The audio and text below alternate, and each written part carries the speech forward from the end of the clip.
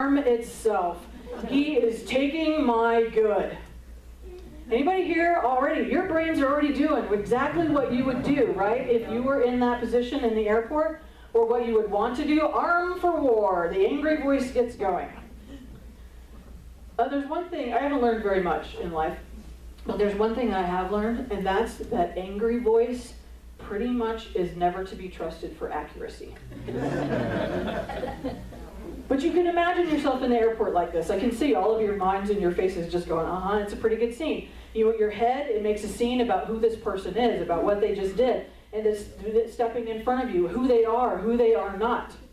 What their mother must have been like, because clearly they did not get any manners. And while you're making up these stories about who this is and what they are in the world, you are also making up really good stories about what they deserve to have happen to them and exactly how that's going to get delivered. Right? Because he has taken this square of carpet that belonged to you. Right.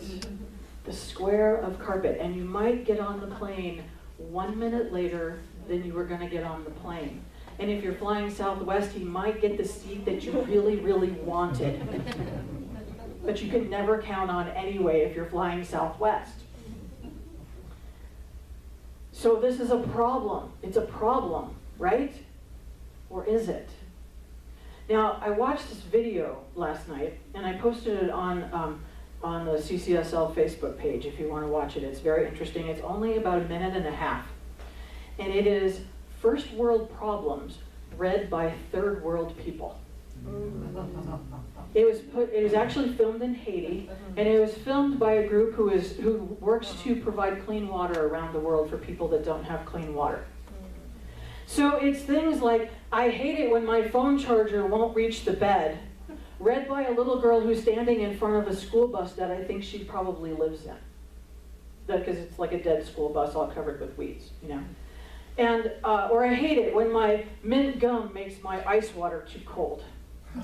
Read by somebody who's struggling for water every day. And you think, you kind of get the idea. And I'm not saying there are problems or some of our problems are bigger than that. But if we're really going to clear our minds of negativity and of negative reaction and of angry reaction, maybe one of the first questions we could ask ourselves in those situations is this really a problem? Is the fact that this guy just moved in front of me really a problem?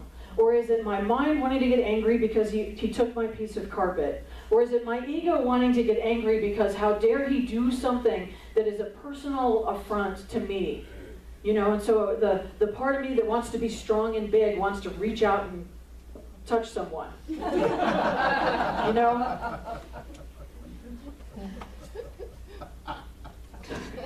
know, I'm such a wuss. But if we go back to that line in the airport, and because we've been coming to the Center for Spiritual Living for a time, we have decided that we want to live more peacefully, and we've decided that we're going to stay in this place that does not react and respond instantly to the things that happen to us. We're going to stay in a more peaceful place because we can stop for that now divine moment that asks the questions. And instead of reacting, we can seek the spiritual truth in the instance. We can look and we can press pause. It's just a matter of pressing pause. Now, the unexamined mind, would tell me that putting people in their place always brings more peace to the world. And that it's okay to hate if it's justified, even if you just to hate a little if it's justified. And it's okay to not be compassionate because we've justified it somehow because these people do something that we don't approve of. Just a little bit, it's okay to be that way. But the examined mind, the one that you all are carrying around, can stop and ask those few questions of itself. You can press pause. We can notice that the angry voice is kind of running amok in our head.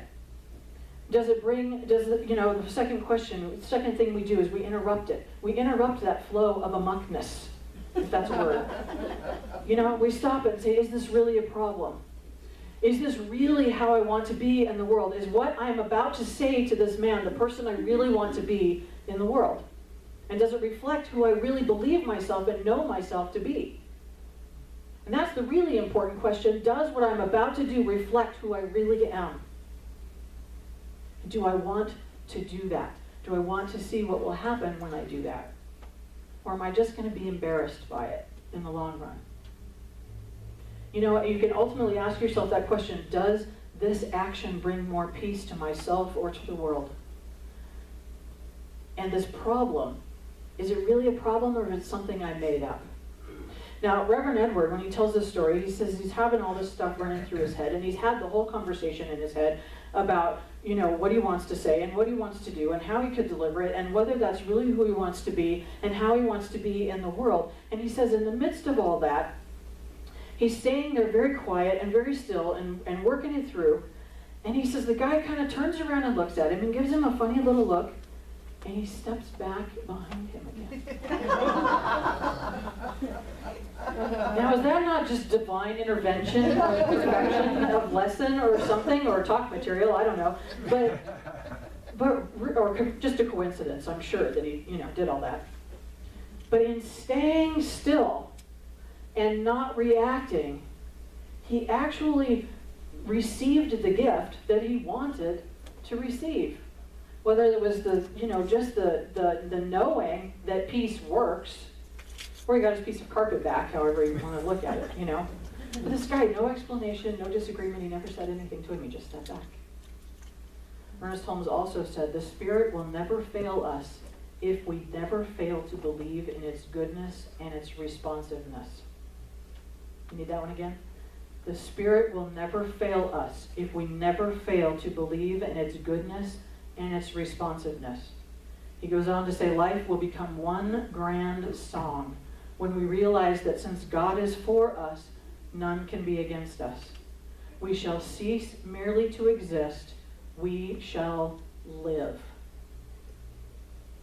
Now, you remember that our theme for the year is Turn on the Juice, which is turn on who you really are. And we've been playing with this idea throughout the first couple of months of a juicer. You know, what you put in is what you get out. What kind of container are you being? What kind of product are you putting in it? And this month, the thing is, we just titled it the nectar. And I don't even know what we meant by that when we did it. But with the nectar, what, you know, how clean and how pure is what you're putting into what is there. So what are you feeding your mind and your body?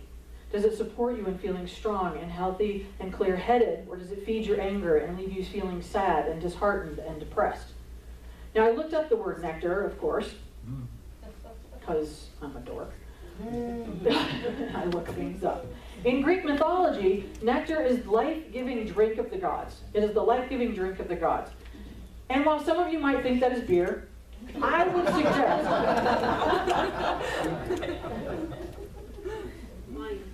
wine, beer, anything else? Okay. Yes. I actually started thinking that maybe what they meant by that, maybe, rather than some fermented beverage, adult beverages we call them, maybe what that is actually is what do we feed our minds all day. The nectar of the giving drink of the gods is what we feed our minds all day. You know, I mean, it's really great for that 15 minutes in bed in the morning. We have all these warm and fuzzy thoughts and warm and fuzzy feelings about how our day is going to be and how life is going to be. And it doesn't really serve you if you spend the rest of the day complaining.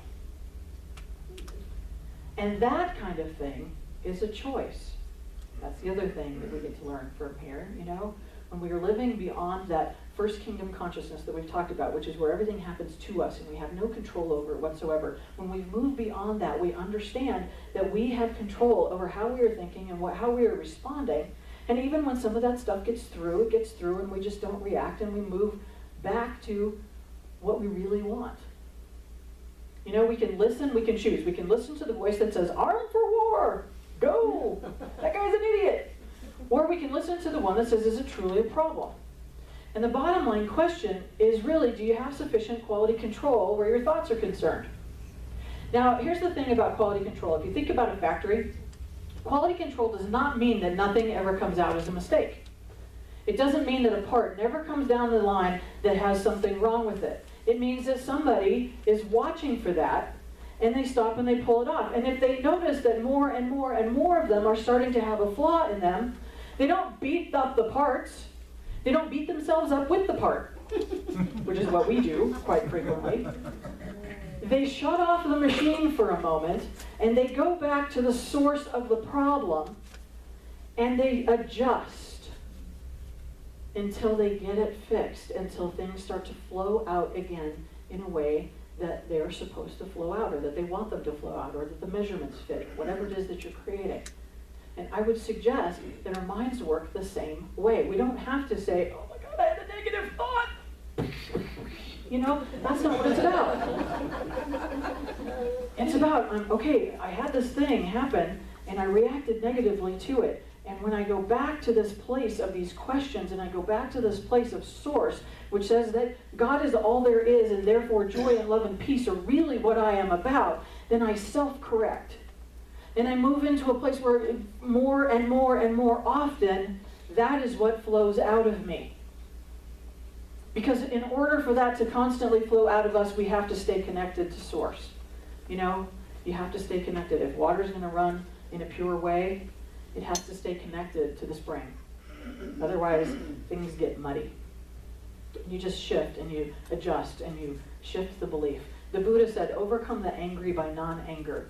Overcome the wicked by goodness. Overcome the miser by generosity. Overcome the liar by truth. And I don't actually think he was talking about the angry person. I don't think he was talking about standing over the angry person and overcoming them by non-anger. He was talking about the angry person that lives in our own mind, or the miserly person, or the non-compassionate person that lives in our own mind. The personality that lives in our head that wants to arm for war. Overcome that with non-anger, and with goodness, and with source. The life-giving drink of the gods, the nectar of life. I think today that it might be love. You know, that's really the bottom line of it all, generally, all the time. And we start with loving ourselves. We have to start with loving ourselves. Loving the part that wants to get mad, and loving more the part that will say stop. Check in with yourself. Find the balance. See if it's really worth disturbing things over. You know, loving and forgiving the part that has at times reacted in a way that we didn't want to react. We've all done it, haven't we? I'm not the only person that's ever been mad, I'm pretty sure. We've all done it. We've all reacted in some way in our life to something that we would wish that we could take back and react differently to. And we have to not only do whatever it is that we need to do to clear that up with the other people in our lives if that needs to be done, but we have to forgive ourselves for those moments and simply move back to source, move back to the place that says, I know who I am, and next time I'll notice differently. Now, Charles Fillmore, who was one of the co-founders of Unity, wrote this about love, and I thought it was really perfect. He said, do not be afraid to pour your love upon all the so-called evil in the world. Deny the appearance of evil and affirm the omnipotence and omnipresence of love and goodness. Take no account of the evil that appears in your life and affairs. Refuse to see it as evil. Declare that what seems evil has somewhere a good side, which shall, through your persistent affirmation of its presence, be made visible. By using this creative power of your own thought, you will change that which seemed evil into good, and divine love will pour its healing balm over all. Those are beautiful words. Divine love will pour its healing balm over all. I think that's where we can leave off for today. It might be where I pick up next week, I'm not sure. But in the meantime, what I would say this week is press pause. Press pause. Be in the now. Press pause. Be in the now. Connect. Often. Namaste. Peace be with you. Oh, who wants prayer? You've all been very still. If you need to move around a little bit, you can do that.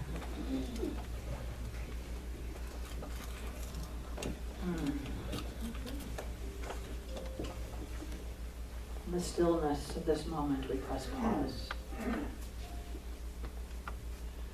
We simply be in this moment together, in that place of compassion, in that place of love, in that place of connection, in that place of spiritual community where we know that we are held in the arms of grace,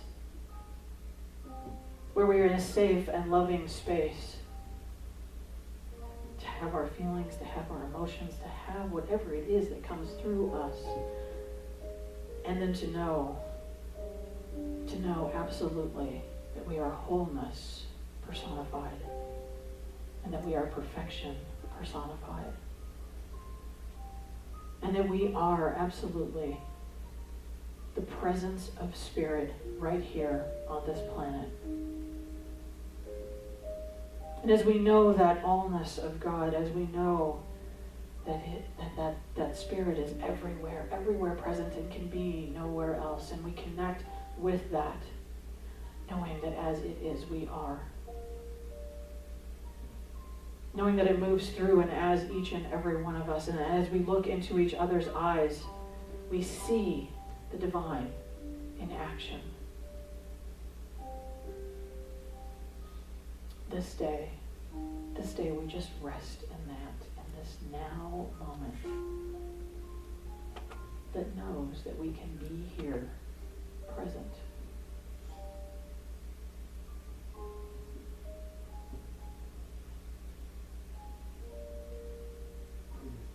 It's a beautiful, beautiful place to be, right here, now, present. And so in this prayer we know comfort for those who are feeling the need or want of comfort. I know that those who are seeking work are finding it. Work that is purposeful and fulfilling.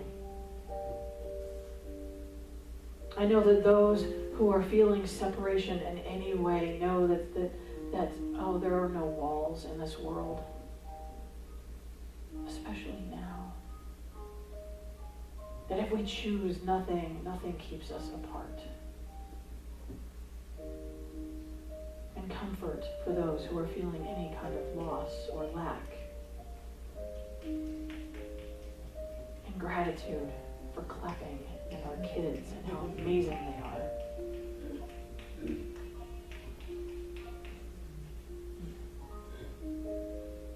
I know that each and every one of us comes here with some want of prayer. And I know today that prayer is in action in the universe, that we accept it, we say yes, that we allow whatever that is that we are seeking to move through us and to us, that our cup overflows, that we are large enough, that our minds are large enough to accept all the good that is ours to accept. And in accepting that good, we remember to be grateful for it. There is so much to be grateful for. I give thanks this day for all of us here who connect. I give thanks this day for this moment of self-reflection, for pressing pause, for knowing that we have forgiven ourselves as we forgive others. For knowing that love overflows from this room, trickling out all over this planet in that place of no walls. And I am so grateful that you have all joined me on this journey. And if you would like to do so further, simply claim it for yourself by saying, and so it is. Amen.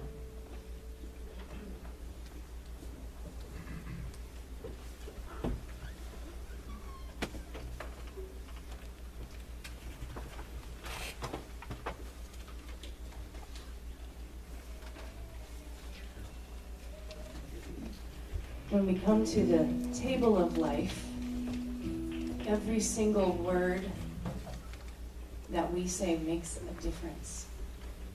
What you bring to the table is what you eat. You got to give your best when you take that seat and bring the love.